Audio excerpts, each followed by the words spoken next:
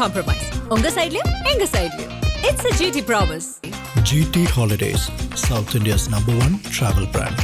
கைலாசாவின் கார்த்திகை தீபத் திருவிழா 17 நாட்கள் சிறப்பு நேரலை சத்சங்கம் இரவு 7 மணிக்கு இணையுங்கள். இந்த கரூர் சம்பவத்துக்கு பிறகு அதை நிப்பாட்டி வச்சுருந்தாங்க. அதான் 30 நாள் துக்கமாக இருந்தாங்கல்ல, 30 நாள் துக்கம் முடிஞ்சோடனே ஆட்டத்தில் இறங்கிட்டாங்க. அப்படி தான் பார்க்க வேண்டியது இருக்குது. அனிருத்துக்கு என்னாச்சு அப்படிங்கிறதான் சினிமாவாகவே இதை பேசுவோமே, சினிமாவாகவே பேசினா கூட அனிருத்துக்கு என்னாச்சு, அனிருத் பாட்டவே திருப்பி போட்டு வச்சுருக்காப்புல தளபதிக்கு. இப்போ தளபதினே போட்டுருவோமே, தளபதி கச்சேரி தளபதி கச்சேரின்னு பாட்டு. இப்போ அடுத்த படத்துக்கு என்ன யார் ஹீரோ, அடுத்த படத்துக்கு வந்து ரஜினி சூப்பர் ஸ்டாரு அப்படின்னு அதை போட்டு யாராவது ஒருத்தர் பேர்னா அந்த பேர்லேயே ஒரு பாட்டு. இதைத்தான் கோபி சுதார் கூட போட்டு ஓட்டிக்கிட்டு இருந்தாங்க. இல்லை படத்தான் செய்வாங்க. இப்போ தான் ஒரு பெரிய ஒரு இழப்பு, 41 பேர் இழந்து நிற்கிறாங்க. இந்த நேரத்தில் ஒரு பாட்டை போட்டு டான்ஸ் ஆடுற மாதிரியான காட்சிகள் வர்றப்ப அதை டீகோட் பண்ண தான் செய்வாங்க. அதில் குறிப்பாக வந்து ஜனநாயகன் படத்தை சன் டிவி வாங்கிட்டாங்க அப்படின்றது வந்து ஒரு பெரிய பேஸ்பொருளாக மாறி இருக்கு. இல்லை, சன் டிவியை பொறுத்த வரைக்கும் அவங்க பிஸ்னஸ் வேறு, அரசியல் வேறு. அவங்க தேர்தல் களத்தில் எதிர்முதிரமாக பாஜக எதிர்த்தவங்க அரசியல் செஞ்சுட்டு இருக்கப்ப பாஜக சம்மந்தப்பட்ட விளம்பரங்கள் தினகரன் பேப்பரில் ஃப்ரண்ட் பேஜ்லேயே வந்துச்சு. அது ஒரு பெரிய விமர்சனமாச்சு. சன் டிவியில் பாஜக விளம்பரமே வந்துச்சு, அது ஒரு விமர்சனமாச்சு. இல்லை, விஜயம் வந்து பிஸ்னஸாக தானே பார்த்து கொடுத்துருப்பாங்க. ஆனால் அவர் மட்டும் விமர்சிக்கான காரணம் என்ன? 50க்கும் மேற்பட்ட உலக நாடுகளில் 100 கோடிக்கும் அதிகமான ஆகாயம் தமிழ் பார்வையாளர்களுக்கு பேரன்பும் திருநன்றி. ஆகாயம் தமிழ் நண்பர்களுக்கு அன்பு வணக்கம். நம்முடன் மூத்த பத்திரிகையாளர் திரு சுபைர் இணைந்திருக்கிறார். வணக்கம் சார். வணக்கம் சார். விஜயோடைய எல்லா விஷயமும் வந்து அரசியலாகவே பார்க்கப்படுது. அதில் குறிப்பாக வந்து ஜனநாயகன் பாட்டு இப்போ ஒன்று வெளியாகிடுச்சு. அதில் வந்து பாட்டு வந்ததுலேருந்து அதில் நிறைய விமர்சனங்களும் வைக்கிறாங்க, ஆதரவும் பல பேரும் பேசுகிறத பார்க்க முடியுது. அதில் குறிப்பாக வந்து இவ்வளோ வேகமாக இந்த பாட்டை வெளியிடுன்ற தேவையே இல்லை அப்படின்ற விமர்சனம் போயிட்டு இல்லையா சார்? இல்லை, படம் வந்து ஜனவரி மாதம் 9ஆம் தேதி ரிலீஸ் ஆக போகுது, பொங்கலுக்கு. அதுக்கு முன்னாடியே அவங்க ப்ரொமோஷன் ஆரம்பிக்கணும். ஆக்சுவலாக தீபாவளிக்கே ஒரு பாட்டு இறக்குறதா அவங்களுடைய திட்டமாக இருந்துச்சு. இந்த கரூர் சம்பவத்துக்கு பிறகு அதை நிப்பாட்டி வச்சுருந்தாங்க. அதான் 30 நாள் துக்கமாக இருந்தாங்கல்ல, 30 நாள் துக்கம் முடிஞ்சோடனே ஆட்டத்தில் இறங்கிட்டாங்க. அப்படி தான் பார்க்க வேண்டியது இருக்குது. பொதுக்குழு முடிஞ்சோன்னா பொதுக்குழு இல்லை, துக்கம் 30 நாள் துக்கம் அனுசரிச்சுட்டு 31ஆம் நாள் டான்ஸ் ஆரம்பிச்சிட்டாங்க. அப்படி தான் இன்றைக்கி ஜனநாயகன் படத்தினுடைய ஃபஸ்ட்டு சிங்கிள் ஒன்று இன்றைக்கி ரிலீஸ் பண்ணியிருக்காங்க. பார்க்குறப்ப எப்போயுமே அஸ்யூஷுவலான ஒரு விஜய் படத்தினுடைய ஓப்பனிங் சாங் அந்த மாதிரி. அனிருத்துக்கு என்னாச்சு அப்படிங்கிறதான் சினிமாவாகவே இதை பேசுவோமே, சினிமாவாகவே பேசினா கூட அனிருத்துக்கு என்னாச்சு, அனிருத் பாட்டவே திருப்பி போட்டு வச்சுருக்காப்புல. இந்த இட்லி மிஞ்சிச்சுன்னா உப்புமா பண்ணுவாங்கல்ல, அந்த மாதிரி அந்த காவாலா பாட்டு, அந்த வேட்டையன் படத்தில் சலம்பர புலம்புறப்ப, அந்த டாக்டர் படத்தில் சலம்பர புலம்புறம், வேட்டையன்லேருந்து ஒரு பாட்டு, எல்லா படத்துலையும் ஒரு பாட்டை போட்டு ஒரே பீட்டாக போட்டு படத்தில் என்னங்க பாட்டு கம்போசிங்கில் பார்த்து என்ன பாட்டு யாருக்கு போடுறோம், தளபதிக்கு. ஓ தளபதிக்கு, இப்போ தளபதினே போட்டுருவோமே, தளபதி கச்சேரி தளபதி கச்சேரின்னு பாட்டு. இப்போ அடுத்த படத்துக்கு என்ன யார் ஹீரோ, அடுத்த படத்துக்கு வந்து ரஜினி சூப்பர் ஸ்டாரு அப்படின்னு அதை போட்டு யாராவது ஒருத்தர் பேர்னா அந்த பேர்லேயே ஒரு பாட்டு. இதைத்தான் கோபி சுதார் கூட போட்டு ஓட்டிக்கிட்டு இருந்தாங்க. அனிருத்துக்கு ஆல்மோஸ்ட் ஒரு முடிஞ்சு போச்சு போல், ஒரே பேட்டர்னில் அதே மாதிரி திரும்ப திரும்ப போட்டுக்கிட்டு வார்த்தைகள்லாம் வந்து என்ன ஒரு ஒரு ஓப்பனிங் சாங்கு, எவ்வளோ அழகான கவிஞர்கள்லாம் தமிழ் சினிமாவில் எழுதிட்டு இருந்தாங்க. என்ன வார்த்தைகளில் பெருசாக ஒரு அழுத்தம் கிடையாது, ஒரு ஆழம் கிடையாது, ஒரு புரிதல் கிடையாது.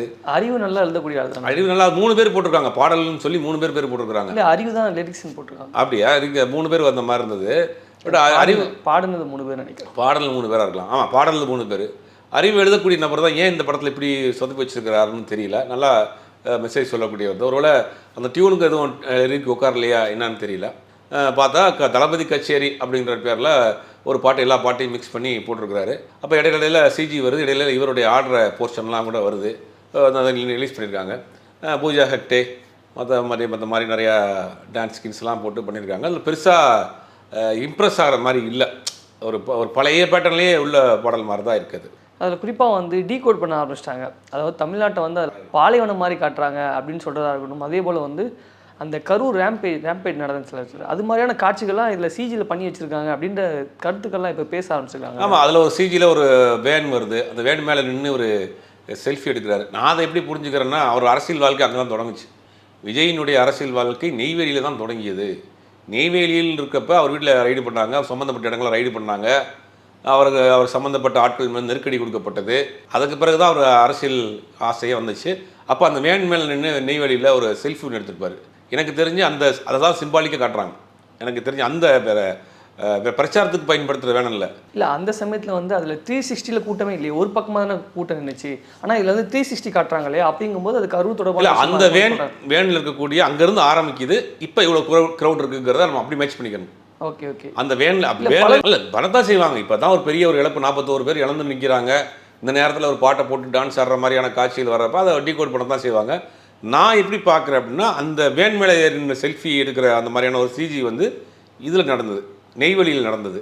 அதற்கு பிறகு ஒரு பின்னாடி ஒரு பெரிய கூட்டம் திரண்டிருக்க மாதிரி நல்லா நீங்கள் அந்த சாங்கை நோட் பண்ணிங்கன்னா தெரியும். ஏறி ஒரு செல்ஃபி எடுக்கிற மாதிரியான ஒரு ஷாட் வரும். அதுக்கு பின்னாடி பார்த்தா ஒரு 360ல் பெரிய க்ரௌட் நிற்கிற மாதிரி இருக்கும். அப்போ எனக்கு அந்த சம்பவத்துக்கு பிறகு ஒரு பெரிய கூட்டம் கூடிடுச்சுங்கிறத சிம்பாலிக்காக அவர் காட்டுறாரு. அப்புறம் பெரியார், மார்க்ஸ், அம்பேத்கர் இவங்களுடைய ஒரு ஸ்டேச்சுவை காட்டுறாங்க. பட் அவங்களுடைய தத்துவங்களை, அவங்களுடைய வார்த்தைகளை ஏதாவது அதில் பயன்படுத்தினா இன்னும் சிறப்பாக இருந்திருக்கும்.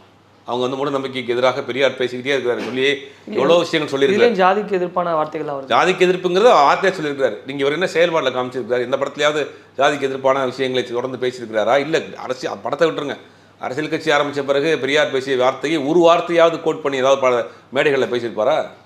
பெரியார் சொன்ன விஷயத்தில் ஒரு வார்த்தையை எடுத்து பெரியார் இப்படிலாம் சொல்லியிருக்கிறாரு அப்படின்னு ஏதாவது வார்த்தையை பேசியிருக்கிறாரா? அம்பேத்கர் எழுதிய அரசியலமைப்பு சட்டத்துக்கே இன்றைக்கி மிகப்பெரிய நெருக்கடியாக இருக்குது. கான்ஸ்டியூஷனில் உருவாக்கி வச்சுருக்கக்கூடிய அரசியலமைப்புக்கான தேர்தல் அமைப்புக்கான அமைப்பை இன்றைக்கி வந்து ஏகப்பட்ட கேள்விக்குறியாக இருக்குது. இதை பற்றிலாம் பேசியிருக்கிறாரா? எதுவுமே பேசாமல் ஒரு சினிமா நடிகராக இருக்கிறாரு. இதில் வந்து வார்த்தைகள் பெருசாக ஒரு வலுவான வார்த்தைகள் இல்லை, ஒரு வித்தியாசமான வார்த்தைகள் இல்லை, பாடலும் வித்தியாசமாக இல்லை. ஏதோ ஒரு ஓப்பனிங் சாங், அந்த நீங்கள் கண்ணை மூடிட்டு விஜய்னுடைய அந்த டான்ஸ் ஆடுற காட்சியை போக்கிரியில் தூக்கி வச்சாலும் சரி, வில்லில் தூக்கி வச்சாலும் சரி, எந்த படத்தில் வச்சாலும் அது மேட்ச் ஆகும். இப்போ நீங்கள் பார்த்துட்டு இருக்க யாராவது என்ன பண்ணிங்கன்னா அந்த பாட்டை மியூட் பண்ணிவிட்டு வேறு பாட்டை போட்டிங்கன்னா கூட ஒரே மாதிரி தான் இருக்கும். ஒரே மாதிரியான டான்ஸுகள், ஒரே மாதிரியான பாட்டுகள் அப்படிங்கிற மாதிரி ஒரு கடைசி படம்னால போட்டிருக்காரு. அனிருத் ஒரு இளம் மியூசிக் டைரக்டர், ரொம்ப நாளாக அவர் லைவில் ஆக்டிவாக இருக்கக்கூடிய மியூசிக் டைரக்டர். அவர் இந்த அவருடைய பாடல்களே திருப்பி ஒரே மாதிரியான பேட்டர்ன்லேயே போட்டிருக்காரு.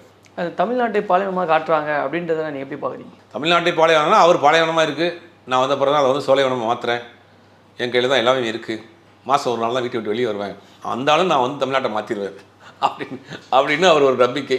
இதெல்லாம் டீகோட் பண்ணிலாம் அரசியல் பண்ண முடியாதுங்க. சினிமா படம் இடத்துல அரசியல் களத்துக்கு வரணும், மக்கள் பிரச்சனையை பேசணும். இன்றைக்கி ஏகப்பட்ட பிரச்சனை இருக்குது.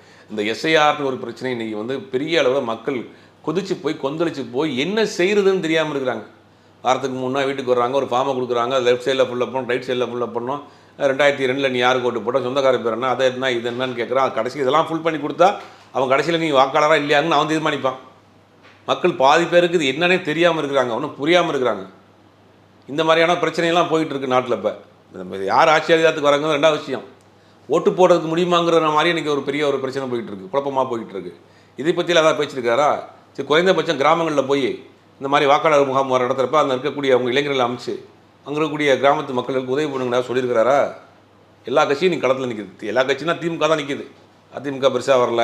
சரி, ஒரு இளைஞர் படையை வச்சிருக்குன்னு சொல்கிறாரு இல்லையா, போய் எல்லாருக்கும் உதவி பண்ணுங்கள், டெய்லி ஃபார்ம் ஃபுல்லாக பண்ணி கொடுக்குறது, அப்ளை பண்ணுறது, அப்லோட் பண்ணுற வேலைகள்லாம் நீங்கள் செய்யுங்க, ஒவ்வொரு பகுதியிலும் முகாம் போடுங்க, இன்னும் 10 நாள் 15 நாள் தான் இருக்குன்னு ஏதாவது சொல்லியிருக்கிறாரா? எதுவுமே செய்ய மாட்டேன், பனையூரில் படுத்துக்கிறவன் நேரம் 1 மாதம் கழித்து நேரடியாக நேரம் அங்கே பனையூர்லேருந்து டேரெக்டாக கிளம்பி செக்ரட்டரி எடுத்து தான் போவேன் அப்படிங்கிற மாதிரி பண்ணியிருக்காரு. இந்த பாடலை பொறுத்த வரைக்கும் ஒரு பெருசாக புதுசாக ஒரு ஆழமான வார்த்தைகளோ ஆழமான இதோ ஒரு தத்துவங்களோ பெருசாக இல்லை. ஏன்னா இதுக்கு முன்னாடி வந்த படத்தில் கூட அவர் சில விஷயங்கள் பேசியிருக்காரு. கபிலன் மாதிரியான ஆடுகள்லாம் கூட அவர் எழுதியிருக்கிறாரு. அதில் கூட ஒரு சோசியல் மெசேஜ் இருக்கும், ஊருக்குள்ளே பிறக்க வேணும் அப்படின்ற மாதிரி நிறைய வார்த்தைகள் ஏதாவது சேர்த்துருப்பார். தீப்பந்தை எடுத்து தீத்தான் கொளுத்து, தீண்டாமையை கொளுத்துன்ற மாதிரி அந்த மாதிரியான வார்த்தைகள் இருக்குது. இப்படி அரசியல் கட்சி ஆரம்பித்த பிறகு வந்த பாட்டில் எந்த விதமான ஒரு சமூக கருத்துக்களுமே கிடையாது. ஒரு ஓப்பனிங் வைப் சாங் தான் இருந்தாலும் அதில் ஏதாவது ஒரு போகிற போக்கில் ஒரு மெசேஜ் சொன்னால் இது ஒரு பல கோடி மக்கள் கேட்கக்கூடிய பாட்டு, அதில் ஒரு கருத்து உள்ளே இருந்ததுன்னா ஒரு 2 லைன் பெரியார் சொன்னதையோ இல்லை அம்பேத்கர் பேசின அரசியலமைப்பு சட்டத்தில் உள்ள விஷயங்களையோ ஏதோ ஒன்றில் நீங்கள் ஒரு 2 லைன் கோட் பண்ணியிருக்கலாம். பட் அதெல்லாம் எதுவும் இல்லை, ஒரு கமர்ஷியலான ஒரு மசாலா பாட்டு தான், அவ்வளோதான். சார் இல்லை, குறிப்பாக வந்து ஜனநாயகன் படத்தை சன் டிவி வாங்கிட்டாங்க அப்படின்றது வந்து ஒரு பெரிய பேசுபொருளாக மாறி இருக்குல்ல சார்? இல்லை, சன் டிவியை பொறுத்த வரைக்கும் அவங்க பிஸ்னஸ் வேறு, அரசியல் வேறு. அவங்க தேர்தல் களத்தில் எதிர்முதலுமாக பாஜக எதிர்த்தவங்க அரசியல் செஞ்சுட்டு இருக்கப்ப பாஜக சம்மந்தப்பட்ட விளம்பரங்கள் தினகரன் பேப்பரில் ஃப்ரண்ட் பேஜ்லேயே வந்துச்சு. அது ஒரு பெரிய விமர்சனமாச்சு. சன் டிவியில் பாஜக விளம்பரமே வந்துச்சு, அது ஒரு விமர்சனமாச்சு. அவங்க தொழிலை வேற இது வேறையாக பார்க்குறாங்க. கொடுக்காம அவ்வளோ லட்சிய வேட்கையோடு இருக்கக்கூடியவர்கள் நீங்கள் தானே கொடுக்க, திமுக இருக்குன்னு சொல்கிறீங்களா, டிஎம்கேவா டிவிகேயான்னு சொன்னீங்களா, அவர் சொல்லிவிட்டு ஏன் திமுக சார்புள்ள சேனலுக்கு நீங்கள் விற்கிறீங்க? அது அப்படி ஒரு பார்வை வருது. அவங்கள பொறுத்த வரைக்கும் அவங்க பிஸ்னஸ் பண்ணுறாங்க. மீடியாங்கிறது அவங்களுக்கு ஒரு பிஸ்னஸ். அதில் வந்து பிஜேபி விளம்பரம் போடுவாங்க, நாம் தமிழர் விளம்பரம் போடுவாங்க, எந்த விளம்பரம் கொடுத்தாலும் போடுவாங்க. தினகரன் பேப்பர்லேயும் போடுவாங்க, சன் டிவிலையும் போடுவாங்க. இல்லை, விஜயம் வந்து பிஸ்னஸாக தானே பார்த்து கொடுத்துருப்பாங்க. ஆனால் அவர் மட்டும் விமர்சிக்கான காரணம் என்ன? அவர் மட்டும் இவர் தானே சொல்கிறார். அவங்க திமுக சன் டிவி என்னைக்காவது வந்து அரசியல் ரீதியாக அவங்க வந்து இது பண்ணாங்களா? பின்புலமாக அரசியலாக இருந்தால் கூட அந்த மீடியாங்கிற ஒரு பொதுக்களத்துக்கு வர்றப்ப எல்லாத்தையும் பண்ணுறாங்களே. பிஜேபி விளம்பரம் போடுறாங்களே, அதே அவங்க பிஸ்னஸாக பார்க்குறாங்க. நீங்கள் தானே அவங்க எதிரியாக பார்த்தீங்க. டிஎம்கேவா டிவிகேவா என்னுடைய கடைசி படம் அப்படின்னு சொல்லிட்டு நீங்கள் அங்கே தானே பிஸ்னஸ் பண்ணுறீங்க. என்னென்னா அந்த படத்தை பெருசாக செட்டட் யாரும் வாங்கலை, இவங்க ஒரு நல்ல ஆஃபர் கொடுத்துருக்குறாங்க, வாங்கியிருக்கிறாங்க, அவ்வளோதான். இந்த ரெண்டு பக்கம் பார்த்தாலுமே ஒரு பிஸ்னஸ் எடுத்துகிட்டு போக வேண்டியதான். பணம் போட்டிருக்க கேவிஎன் ப்ரொடக்ஷன் வந்து அவர் பெரிய அளவில் முதலீடு பண்ணியிருக்காரு. எங்கள் ஆவர் தானே அவர் இருப்பார். கொள்கையில் ரெண்டாவது பக்கம் அவர் பணம் போட்ட ப்ரொடியூசருக்கு பணம் வரணும்ல. அப்போ அவர் கொடுத்துருக்கலாம். இது ஒரு விமர்சனமே எனக்கு தெரிஞ்ச ஒரு பெருசாக இல்லை. இது ஒரு விமர்சனமாக எடுத்துக்க வேண்டிய அவசியம் இல்லை. பணம் போட்ட ஒரு பெரிய விஜய்ங்கிற ஒரு பெரிய நடிகரை வைத்து ஒரு படம் தயாரிச்சிருக்கிறாரு, பல கோடி ரூபா இன்வெஸ்ட் பண்ணியிருக்கிறாரு.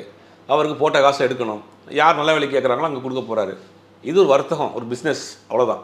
இல்லை ஏன் வந்து அவங்க கொடுத்தாங்கிற விமர்சனமும் சரி, ஏன் இவங்க வாங்கினாங்கிற விமர்சனங்கிறதுமே அது வந்து எனக்கு தெரிஞ்சு அது வந்து ஒன்றும் பண்ண முடியாது. அது ஒரு பிஸ்னஸ், அவ்வளோதான். ஆரம்பத்தில் பேசும்போது அனிருத்தை வந்து டார்கெட் பண்ணி பேசுகிற மாதிரி பேசுவீங்க சார், அதுக்காக காரணம் என்ன? அனிருத்துக்கு எனக்கு என்ன வாய்க்கை சண்டையா? நல்ல பாட்டை போட்டால் கொண்டாட போகிறோம். அனிருத் இதே பாட்டில் திரியெல்லாம் பார்த்து அவ்வளோ ஃபீல் குட் பாட்டு போட்டார். நிறைய பாட்டு சமீப காலமாக அனிருத்தினுடைய இசை பெருசாக வந்து நிறைய, நான் மட்டுமா சொல்கிறேன், எல்லாரும் தான் ஊரே தான் சொல்லுது. ஒரே மாதிரியே போடுறப்பா அது கேரக்டர் பேர்ச்சுன்னா உடனே பாட்டு போட்டுறேன். அதில் ரமேஷ்னு ஒரு பாட்டு, சுரேஷ்னு ஒரு பாட்டு. இதுக்கு பல கோடி சம்பளம், இது கால் ஷீட் கிடைக்காம இருக்கிறாங்களாம், காற்று கிடக்குறாங்களாம். இவர் வந்து டேட் இவர் கொடுக்குற நேரத்தில் தான் கம்போசிங் உட்காரணுமா. நிறைய கையில் நிறைய படம் வச்சிருக்கிறாரு. அதில் குவாலிட்டி ரஹ்மான் இருந்தாருன்னா, ரஹ்மானுடைய ஒரு 10 வருஷத்துக்கு முன்னாடி போட்ட பாட்டை கேட்குறோம், இளையராஜாவுடைய 40 வருஷத்துக்கு முன்னாடி போட்ட பாட்டை கேட்குறோம். அப்போ அதில் ஒரு ஃப்ரெஷ்னஸ் இருந்துச்சுல்ல. நீங்கள் திருப்பி ரிப்பீட்டடாக போனால் ரொம்ப நாளைக்கு இருக்க முடியாது. நம்ம வந்து அனிருத்த விமர்சனம்னா காம்படிஷனான உலகம். இன்னும் இவரை காட்ட ஒரு பெட்டராக இன்னொருத்தர் வந்துட்டாங்கன்னா இவர் தூக்கி போட்டுருவாங்க. சினிமா தான். அப்போ இதில் அப்டேட் பண்ணணும், ஃப்ரெஷ்ஷாக ஏதாவது பண்ணணும், ஒரு படத்துக்கு ஒரு பாட்டுக்கு வித்தியாசம் காமிக்கணும். இந்த பாட்டுலேயே இப்போ பல்லவியும் சரணத்துக்கு ஏதாவது வித்தியாசம் இருக்கும். இளையராஜா பாட்டு எடுத்துக்கிட்டிங்கன்னா பல்லவி ஒரு மாதிரியான வேரியேஷன் இருக்கும், சரணம் ஒரு மாதிரி இருக்கும். ஒரு பாட்டுக்குள்ளே இத்தனை வேரியேஷன் இருக்கும். ஒரு ஃப்ளாட்டாக ஒரு இதம் தூக்கி உள்ளே போட்டுட்டு ஒரே பீட்டில் பாட்டை முடிச்சிடறாரு. அவன் கேரக்டர் பேரை வச்சு ஒரு பாட்டு அப்படிங்கிறது தான் விமர்சனம் வருது. இது ரொம்ப நாளைக்கு வண்டி ஓடாது. இந்த வண்டி இப்படியே நீங்கள் ஒரே அடி அடிச்சுக்கிட்டீங்கன்னா அவங்கள ஒரே அடி அடித்து தமிழ் சினிமாவில் வந்து மக்கள் துரத்தி விட்டுருவாங்க, அவ்வளோதான். ஆனால் இது வந்து அப்டேட் பண்ணணும். இதுக்கு பெரிய சம்பளம். அதான் பெரிய கொடுமை. என்னென்னா அனிருத்தை விட மிகப்பெரிய திறமைசாலிகள் இன்றைக்கி தமிழ் சினிமாவில் நிறைய ஏகப்பட்ட பேர் இருக்காங்க, வாய்ப்புகள் இல்லாமல். அனிருத்துக்கு இருக்கக்கூடிய பின்புலம், அவருக்கு பண்ணக்கூடிய பெரிய படங்கள், சில பிஆர் டீம்ஸ், பேக்கப்ஸ் அதெல்லாம் வச்சு அவர் வந்து ஓட்டிகிட்ருக்கார். அதை தாண்டி மக்கள் நிராகரிச்சிட்டாங்கன்னா இத்தனை பேக்கப்பும் எடுபடாமல் போயிடும்.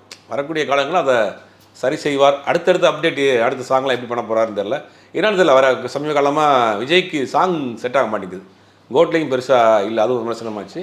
இந்த படத்துலேயும் பாட்டு ஒரு விமர்சனமாக இருக்குது. உங்களுடைய கருத்துக்களை எங்களோட பகிர்ந்து மிக்க நன்றி. ஆஹா, நோ காம்ப்ரமைஸ். உங்க சைடுலயும் எங்க சைடுலயும். It's a GT promise. GT Holidays, South India's #1 travel brand. கைலாசாவின் Karthigai தீபத் திருவிழா 17 நாட்கள் சிறப்பு நேரலை சத்சங்கம் இரவு 7 மணிக்கு. இணையுங்கள்.